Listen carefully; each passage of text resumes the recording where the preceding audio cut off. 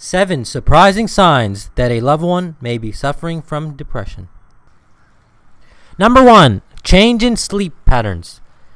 So people suffering from depression, either they suffer from some level of insomnia where, you may be taking pills to actually fall asleep. You may find your loved one, in another room with, their face. You could see that they're thinking about something deep or something that's troubling them. They can't really get a full night's sleep based on whatever's going on in their heart and their minds.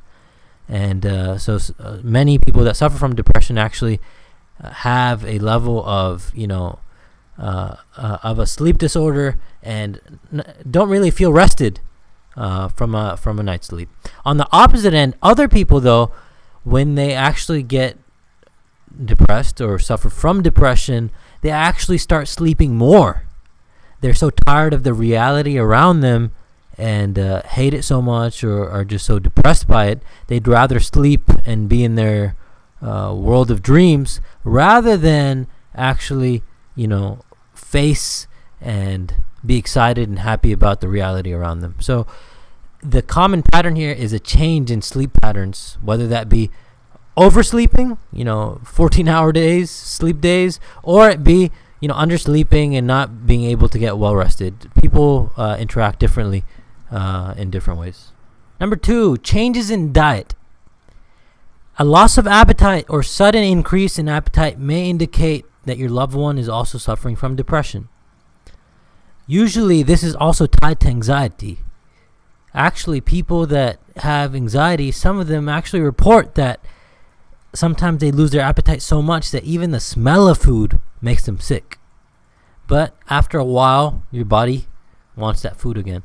So once again, you are seeing here a level of imbalance. Someone that regularly used to eat or was healthy or a good weight, and now unfortunately is not wanting to eat, has no sense of pleasure when it comes to eating or other activities too. So it's linked to that.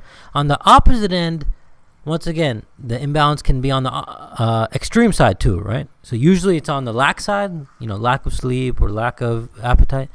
But on the opposite end, sometimes when someone is depressed, then you're doing emotional eating, right? You just keep eating like addiction, and you just keep trying to cover up the pain that you feel inside.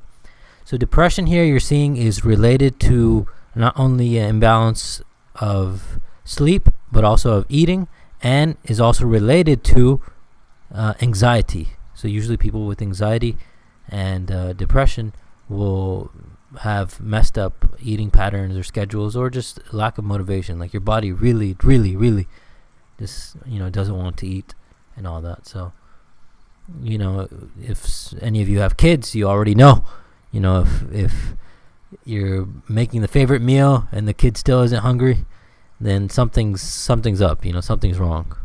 Number 3, constant ache and pains.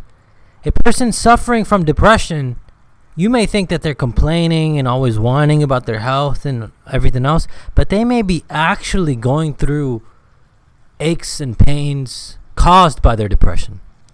In fact, WebMD says that a person or loved one that's suffering from depression may have not only headaches, pains, cramps, even digestive problems that are associated or linked with depression. They may not even be solved by regular treatment, and that's a surprising part there. Those who subscribe to the biochemical model of depression actually say, that the inflammation that you have based on your biochemistry in your mind and also your gut, the neurons in your stomach and all that, are actually affecting the rest of your body. Your body knows and feels that it's out of place. So it goes yin and yang. Maybe the sadness or the depression itself is messing up your immune system and the rest of your body, or the opposite could also be true, where your body is sort of out of balance and now your mind is feeling the blues, feeling the depression, like postpartum depression, where after the physical attempt and the physical struggle of labor, now it's very common for women to go through their own blues. So it goes both ways, but our mind, you're seeing, is linked directly to our health, right? And so by actually working with a loved one, and their health and also their mental health. We're improving the total well-being of them. Persistent negativity. This is a big one too. You may think that she's being a negative Nancy and commenting on, how bad the coffee or the food tastes, or, how everything is going wrong, blah, blah, blah. But in actuality, what she's telling you as a loved one, or at least showing you the signs of, is that there's a bigger issue in my heart, or even a bigger mental issue that I'm battling with, that I can't really cope with right now, right? So sometimes the persistent negativity, not only if you already know that your loved one is depressed, that's pretty obvious, right? Then there's a lot more negativity there. Even, that girl that used to love, let's say, sports and food and going out, right? Those same things not only become not as fun, but now she's not focused on that, right? She's focused on, how the world sucks and life's miserable and I'm never happy, etc. All those different conversations start coming up. But once again, if you don't know, or you're still trying to figure out and all that, and you start seeing a shift of higher negativity, right, and just comment and nagging all that, there may be a bigger problem at large. So you just saying, hey, be positive and don't worry about it, and it's not a big deal. Maybe she's not telling you that. Maybe he's not telling you that. Maybe there's something else bigger going on. So negativity is a big one.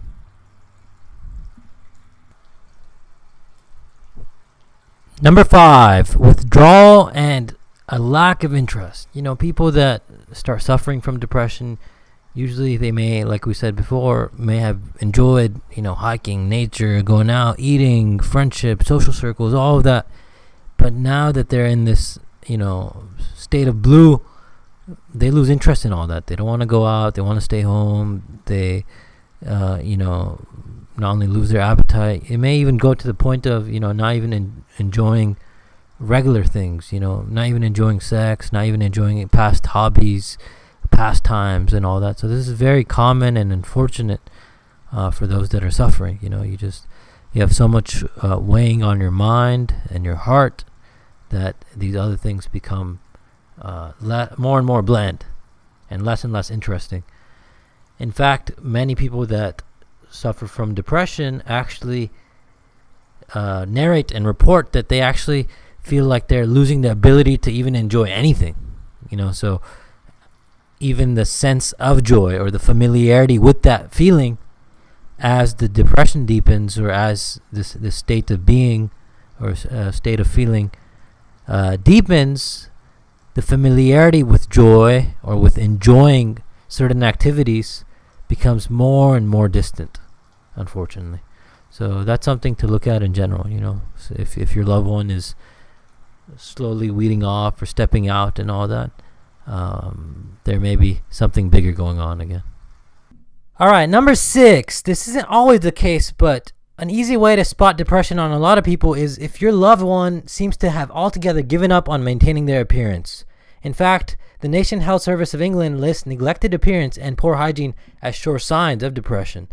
Now, some people that are depressed may actually care about, judgment of others and are sensitive to that. So when they're out in public, they may actually care about it even more so. But the minute they come home, they don't care about it anymore. They may have a big, nice wardrobe of nice shirts and pants and shoes that once they used to love. But now that they're suffering through what they are going through, unfortunately, they have a lack of interest in the clothes. They're wearing the same clothes. They may be to the point where, unkept hair, not brushing their teeth, it can get bad.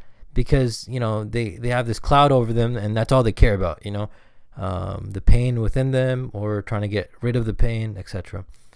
Number 7, reckless behavior. Now, this isn't true of everyone. Most of the time, this isn't going to happen. But a specific type of depression, known as manic depressive disorder, also known as being bipolar, right, is especially related to having reckless behavior, and that includes, going out with your bike or motorcycle, and doing crazy tricks that you're not supposed to, or skydiving, right? You may go through bouts of sadness, and then right after the sadness, you're ready to be a daredevil or to take risks, etc. But more common than not, and more often than not, this reckless behavior is more common things like abuse of alcohol, drinking and drinking and drinking, or drugs, trying to get away from the pain with these chemicals, or you're going through compulsive gambling, right? Or you're just addicted to trying to get one relationship after another, trying to get a guy to tell you that, or a girl to tell you they love you, try to take away the pain. There may be a variety of things. The extreme, obviously, even beyond alcohol and drugs, is indeed when you start cutting yourself, when you start actually, getting so deep in the pit that you actually have suicidal ideation. Your reckless behavior is like, man, screw it, I'm worthless, I don't even want to be me, I hate myself, forget it, let me end it. So that's the deepest end, of course, of depression, when people actually end it or try to end it.